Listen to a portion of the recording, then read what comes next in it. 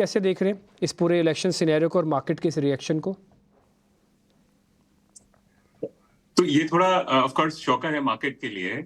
एक basic law जो anti incumbency का है वो वर्क कर रहा है ऑफ कोर्स, एंड जो लाइकली गवर्नमेंट बनेगी वो मैं काफी जगह फ्लैग किया हूँ कि वीक मोदी वाला सेटअप प्ले आउट होगा। और उसमें जो स्ट्रॉन्ग मोदी के जो थीम्स थे जो बहुत महंगे कर दिए थे स्मॉल कैप्स खास करके, वहां पे सिग्निफिकेंट पेन आ सकता है।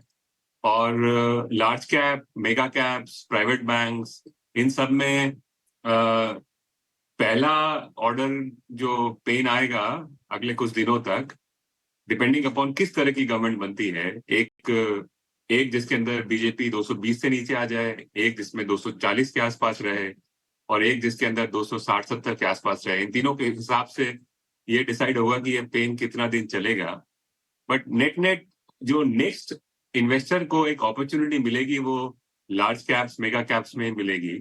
और उसमें भी खास करके जो वैल्यू है वर्सेस ग्रोथ, और जनरली एक sector level most probably banks में वनिस्पत नॉन बैंक्स, वहां पे अपॉर्चुनिटी मिलेगी।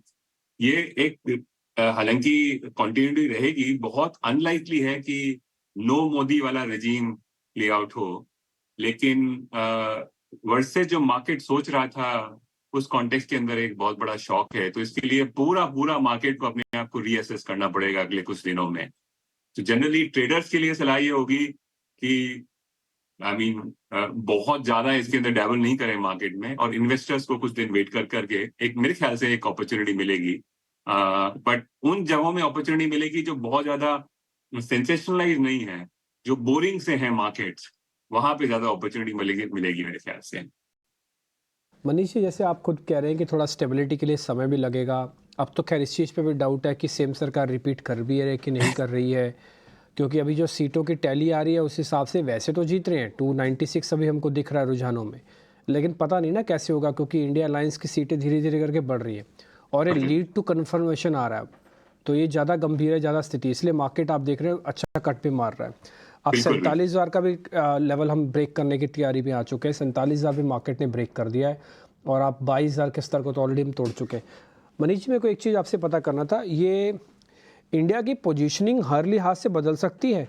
हर लिहाज का मतलब फंड मैनेजर अब अलग तरीके से सोचेगा, अब एफआईज अलग तरीके से सोचेंगे, रिटेलर्स को अलग तरीके से सोचना होगा। ये सिर्फ आज इलेक्शंस का वर्डिक्ट नहीं है, ये हमारी सोच का भी वर्डिक्ट है। अब हमको बदलना पड़ेगा अपने आप को, सेक्टर्स बदलने पड़ेंगे, सोच बदलनी। मान लो ये सरकार आ भी जाती है तो ये सरकार तो फिर रॉबिनहुड सरकार हो जाएगी। ये तो कहेगी भी ठीक है, हम कॉर्पोरेट्स के साथ हमको उतना मजा नहीं आ रहा, गरीब, दलित, पिछड़ा, आदिवासी, इन सबके लिए हमको ज़्यादा करना पड़ेगा, तो फिर मार्केट में अलग तरीके से कैलकुलेशन बैठेगी। तो आज का वर्डिक्ट पूरी तरह से बदलाव का दिन है, ऐसा है क्या? तो एक चीज जिसके अंदर बहुत बड़ा रैली होगा आज वो है वोलेटिलिटी, जिसमें जो ऑलरेडी हो रहा है और होगा मेरे ख्याल से। क्योंकि अभी भी जैसा आपने सही बताया कि जो बहुत सारे जो रुझान है उसमें मार्जिन इतना कम है। 10,000 15,000 सीट के मैंने इतने ज्यादा मार्जिन देखे हैं अभी तक कि पता नहीं है कि अभी ऊंट किस करवट बैठेगा। बेसिक केस अभी यही लग रहा है कि मोदी ही रिपीट होंगे, लेकिन आप सही बोल रहे हैं कि अगर अंडरलाइन मोमेंटम अगेंस्ट है तो शाम तक बिल्कुल उलटफेर हो सकता है। तो इसकी वजह से आप सही बोल रहे हैं। ये थोड़ा सा इस चीज के लिए भी संकेत है कि शायद जो रूरल डिस्ट्रेस या इकोनॉमिक डिस्ट्रेस जो हम लोग काफी बात करते थे लेकिन वो मार्केट्स उसको रीड नहीं करता था, तो थोड़ा सा डिसजॉइंट था मार्केट और एक जनरली जो इकोनॉमी जिस तरीके से इकोनॉमी को रीड करता है। मेरे ख्याल से एक वोटिंग एक बेटर मेथड है उसको एक्सप्रेस करने का। तो वो भी दिख रहा है कि कहीं कहीं तो दिक्कत है, और उसकी वजह से एक जो पिवट होगा पॉलिसी में कि बहुत ज्यादा ऑर्थोडॉक्स पॉलिसी जिसके अंदर कॉर्पोरेट टैक्सेस कम किए गए लेकिन बहुत ज्यादा रीडिस्ट्रीब्यूट नहीं किया। जो ऑपोजिशन ने जो पूरा कैंपिंग किया है वो ऑपोजिंग इकोनॉमिक पॉलिसीज के लिए किया है।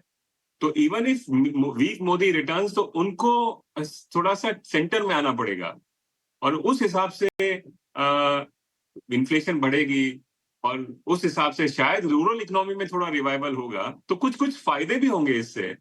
और जहां नुकसान हुआ वो पक्का एक ही जगह है, जो बहुत ज्यादा थीम से, जो मतलब अनाप शनाप भाव पे थीम्स ट्रेड कर रहे थे।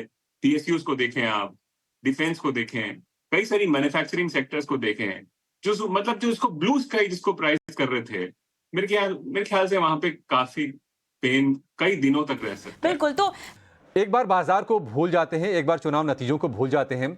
सर, हमने ये देखा है पहले भी, प्रीवियसली भी, ऐसा नहीं है कि एग्जिट पोल पहली बार गलत साबित हुए हैं। 2004 के चुनाव में जब इंडिया शाइनिंग का पूरा नारा था, उस बार भी एग्जिट पोल गलत बैठे थे।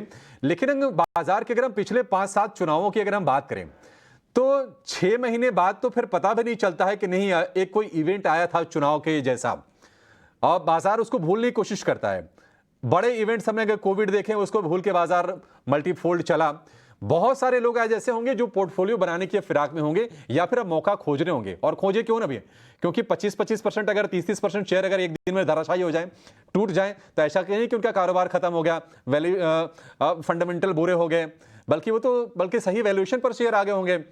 सर, अगर कुछ शेयर अगर आपको बताने हो जो यहां से अगर आपको आकर्षक लग रहे हैं, तो वो कौन से होंगे? किसी को पोर्टफोलियो बनाना है तो क्या अभी का वक्त सही है, या आज का दिन गुजर जाने दें, कल से एक नई शुरुआत करेंगे? बाजार तो ऑफ कोर्स 3-5 सालों के अंदर एक छोटा सा रिंकल सा प्रतीत होगा और एक बहुत बड़ा रेलेवेंट नहीं है। लेकिन जो बाजार के नीचे है, जिससे बाजार बनता है, जो कॉन्स्टिट्यूएंट्स हैं, उसके अंदर बदलाव आएगा।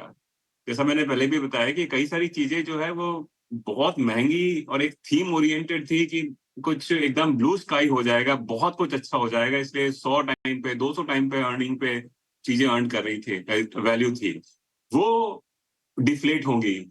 और कई सारी चीजें जो रिलेटिवली चीप थी, जैसे कि प्राइवेट बैंक्स हैं, तो हो सकता है कि वो उनका हेफ्ट एक्चुअली मार्केट के अंदर बढ़े।